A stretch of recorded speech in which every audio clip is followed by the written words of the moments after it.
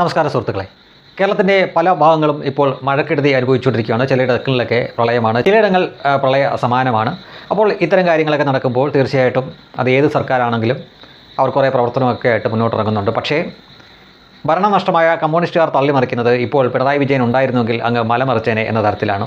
ആ മനുഷ്യനായിരുന്നു ശരി, കണ്ണുള്ളപ്പോഴേ കണ്ണിൻ്റെ വിലയറിയൂ, കണ്ണില്ലാത്തപ്പോഴാണ് കണ്ണിൻ്റെ വിലയറിയുന്നത് എന്ന തരത്തിലൊക്കെ PR തള്ളുമായിട്ട് നടക്കുകയാണ്. അവർ ഇപ്പോൾ ഭരണത്തിലായിരുന്നുവെങ്കിൽ ഒരുപക്ഷെ നാട് മുഴുവൻ ഫ്ലെക്സ് കൊണ്ട് നിറഞ്ഞേനെ.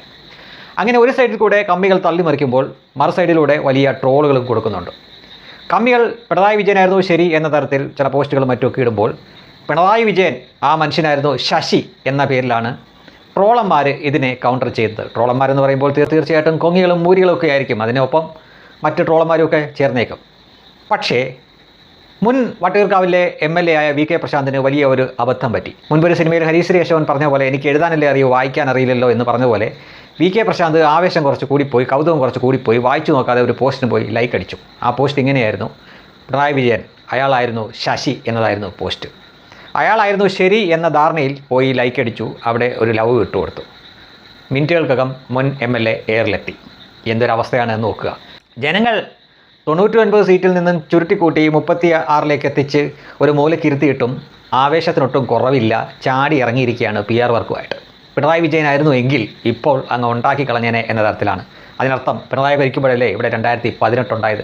പാതിരാത്രി 1 മണിക്ക് ഇതാ ഡാം തുറന്നു വിടാൻ പോകുന്നു എന്ന് പറഞ്ഞുകൊണ്ട് സോഷ്യൽ മീഡിയ പോസ്റ്റ് ഇട്ട മുതലുകളാണ് കമ്മ്യൂണിസ്റ്റ് ഭരണകൂടങ്ങൾ. അതിൽ MM അണയുന്ന വൈദ്യുതി മന്ത്രി ഭരണത്തിലിരുന്ന സമയത്താണ് ഈ സംഭവം നടന്നത്. അതിൻ്റെ ഒരു വ്യക്തി കൂടിയാണ് ഞാൻ.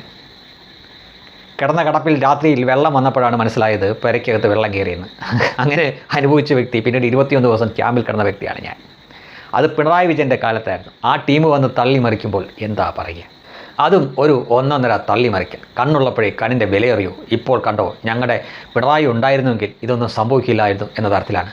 കേരളത്തിൽ ഏത് ഭരണകൂടം വന്നാലും ആര് ഭരിച്ചാലും കേരളത്തിൽ കാലാകാലങ്ങളിൽ വർഷവും ഈ പ്രളയവും മഴക്കെടുതിയും ദുരിതവും ഉണ്ടാവുക തന്നെ ചെയ്യും. അതിൻ്റെ കാരണം നമ്മൾ തന്നെയാണ്. നമ്മൾ പ്രകൃതിക്ക് എന്ത് കൊടുക്കുന്നോ അതേ തിരിച്ചു കിട്ടൂ. ഇവിടെ അറിവുള്ളവർ എത്രയോ കാലം മുമ്പേ പറഞ്ഞതാണ്, പശ്ചിമഘട്ടം തകർന്ന് തരിപ്പണമായിരിക്കുന്നു, ഇനി ഉപദ്രവിക്കരുതെന്ന്. കേട്ടോ? മനുഷ്യൻ കേട്ടില്ല. അപ്പോൾ വർഷം നമ്മൾ സ്ഥിരമായിട്ട് ഇങ്ങനെ മഴക്കെടുതിയും പ്രളയവും മറ്റുമൊക്കെ കാണണം. പക്ഷേ അത് നമുക്ക് എങ്ങനെയെങ്കിലും സഹിക്കാം. ഇതും കടന്നു പോവും, ഈ സമയവും കടന്നു പോവും എന്ന് നമുക്ക് കരുതാം, ആശ്വസിക്കാം. പക്ഷേ ഇവറ്റകളുടെ ഈ തള്ളാണ്. ഭരണത്തിലിരിക്കുന്നവർ പറയും BD സതീശൻ അങ്ങ് മലമറിക്കുന്നു എന്ന് പറയും. പ്രതിപക്ഷത്തിരിക്കുന്നവർ പറയും ഞങ്ങളുടെ പിണറായി ഉണ്ടായിരുന്നെങ്കിൽ ഇപ്പോൾ അങ്ങ് ഉണ്ടാക്കിയെന്ന് പറയും. പക്ഷേ ഇതിൻ്റെ ഇടയ്ക്ക് വായിച്ചു പോലും നോക്കാതെ, പോസ്റ്റ് എന്താണ് എന്ന് പോലും നോക്കാതെ ചില മുൻ MLA മാർ വന്ന് ലൈക്ക് അടിച്ചു കൊടുക്കുകയും എയറിലാവുകയും ചെയ്യും.